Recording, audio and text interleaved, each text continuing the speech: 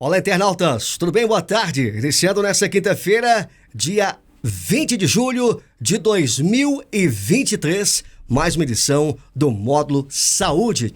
E a partir de agora, você aí, do outro lado, me acompanha através das plataformas digitais da Módulo FM, Facebook, nesse momento ao vivo, e também YouTube ao vivo. E eu tenho o prazer, mais uma vez, de receber aqui na Rádio Módulo FM, sempre aqui na Rádio Módulo FM, já é de casa, a doutora Verônica Dornelas, alergista. Doutora Verônica, boa tarde, tudo bem? Que prazer em recebê-la novamente aqui na Rádio Módulo FM, já é de casa, né? Boa tarde, Jânio, boa tarde a todos os ouvintes aí da rádio. Já sou de casa, graças a Deus, eu fico muito feliz de receber esse convite aqui, para poder participar desse momento de educação e saúde com a população. E estamos aqui para responder as dúvidas e esclarecer um pouquinho sobre os temas de alergia. Mês de julho, esse mês é propício à rinite alérgica, as dificuldades para quem tem essa rinite?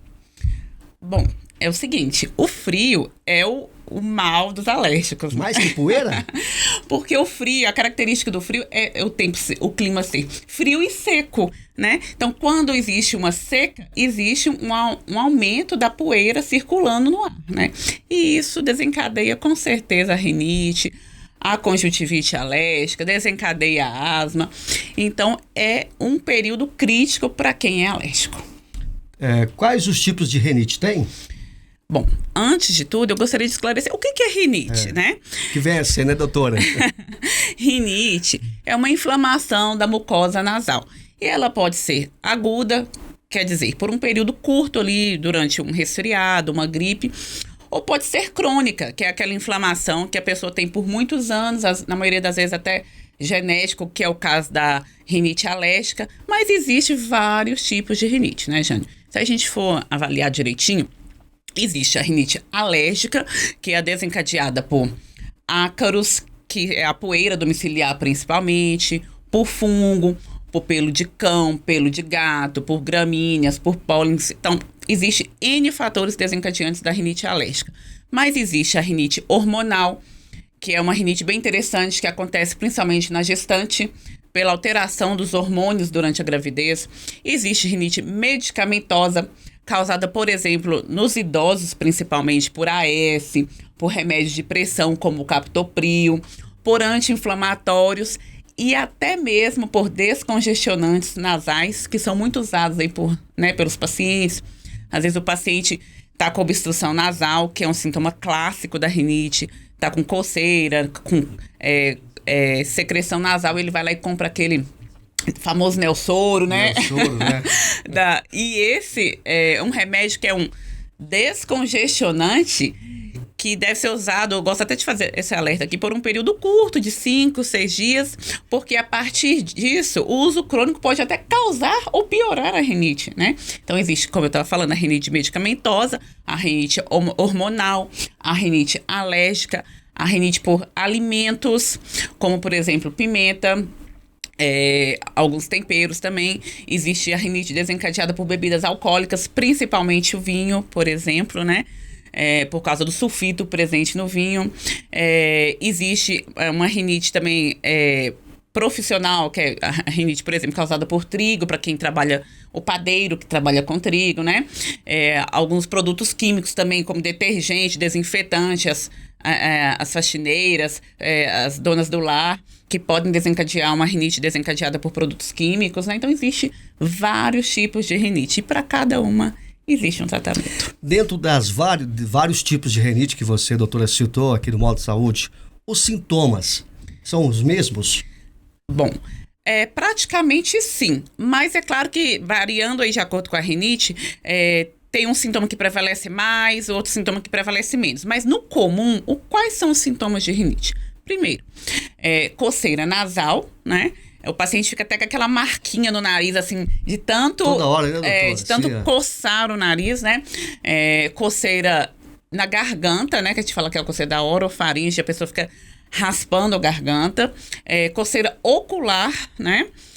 Espirros, coriza, que pode ser aquela secreção clarinha e que com o agravamento da rinite pode até mudar de cor, né? Obstrução nasal, que pode ser por incrível que pareça, pode ser unilateral ou bilateral, isso vai variar, né? Entre outros. Mas esses são os principais sintomas de rinite. E como é feito o diagnóstico? Primeiro a gente faz o diagnóstico através da avaliação clínica do próprio nariz, né? É avaliado o nariz, os cornetos, a mucosa, se ela está pálida, a presença de pelos, porque a própria rinite pode diminuir a densidade de pelos do nosso nariz, né? Então a gente faz essa avaliação clínica local e depois existem testes alérgicos e exames de sangue específicos para se fechar o diagnóstico de rinite, né? O teste alérgico é o prick teste. E o teste de sangue, a gente fala que é o IgE específico. Então, a gente, de acordo com os sintomas e a idade do paciente, a gente vai direcionar esses testes alérgicos e para todos os pacientes a avaliação clínica. Doutora Verônica, tem como prevenir com relação às crises? Claro. Quando a gente fala sobre rinite, a gente fala principalmente de controle ambiental. Tem alguns fatores que agravam a rinite e podem desencadear as crises. Então, é nesse aspecto que a gente vai fazer a prevenção. Como, por exemplo, manter um ambiente domiciliar o mais limpo possível, através de adoção de medidas como retirada de tapetes peludos, né, retiradas de bicho, de pelúcia, uso o mais frequente possível de aspirador de pó, que é um grande aliado de quem tem rinite, poucos sabem disso. Encapar o colchão e o travesseiro, por quê? Porque existe no nosso colchão e no nosso travesseiro um bichinho, entre aspas, né, que se chama ácaro, e ele é o principal Esse é terrível, né, doutor? Esse é terrível. É o ácaro que está na poeira, e é o ácaro que desencadeia a nossa alergia. E esse ácaro, ele reside principalmente no nosso colchão, né? Por que ele reside lá? Porque nós promovemos diariamente uma descamação da pele e esse ácaro, ele se alimenta dos restos da nossa pele, os restos celulares que estão ali no colchão e no travesseiro. E também no sofá de pano.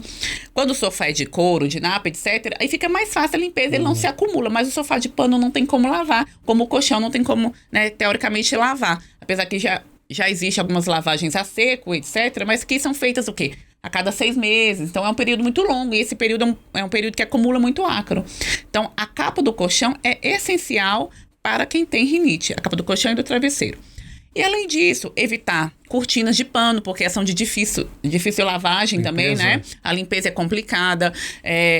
Manutenção do ar-condicionado, né? Às vezes você está no seu quarto ali 1 ano sem limpar o ar-condicionado, você pode ter certeza, ele está repleto de ácaro. E sua rinite piora, você não sabe por que está piorando. No ambiente de trabalho, às vezes também é mais difícil, as pessoas não se preocupam, né? O ar-condicionado do carro também. Então, isso tudo, essa limpeza facilita. A lavagem nasal, Jânio, se os pais soubessem a importância da lavagem nasal... Eu aprendi, viu? Direto agora fazendo. Assim, eu costumo conversar com meus pacientes sobre, assim, da mesma forma que a gente tem que escovar os dentes, a gente tem que fazer a lavagem nasal.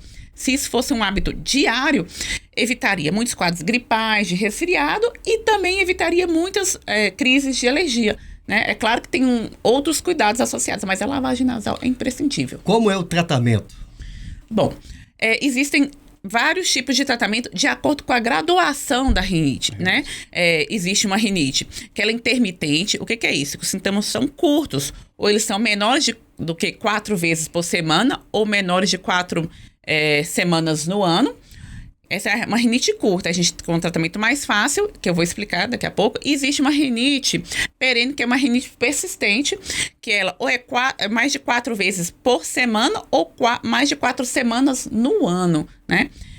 Quando a gente fala dela, aí já é um tratamento a longo prazo, que demanda mais cuidados. Mas, de uma forma geral, qual seria o tratamento da rinite? Primeiro, lavagem nasal. Segundo, primeiro, aliás, os cuidados domiciliares. Segundo, a lavagem nasal.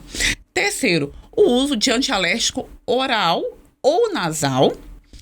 E o quarto, uso de corticoide nasal. As pessoas têm muito medo de corticoide nasal, mas é uma cultura errônea. O corticoide nasal, ele é importante para o tratamento. E ele pode ser usado por períodos entre 3 a 6 meses sem maiores danos, né?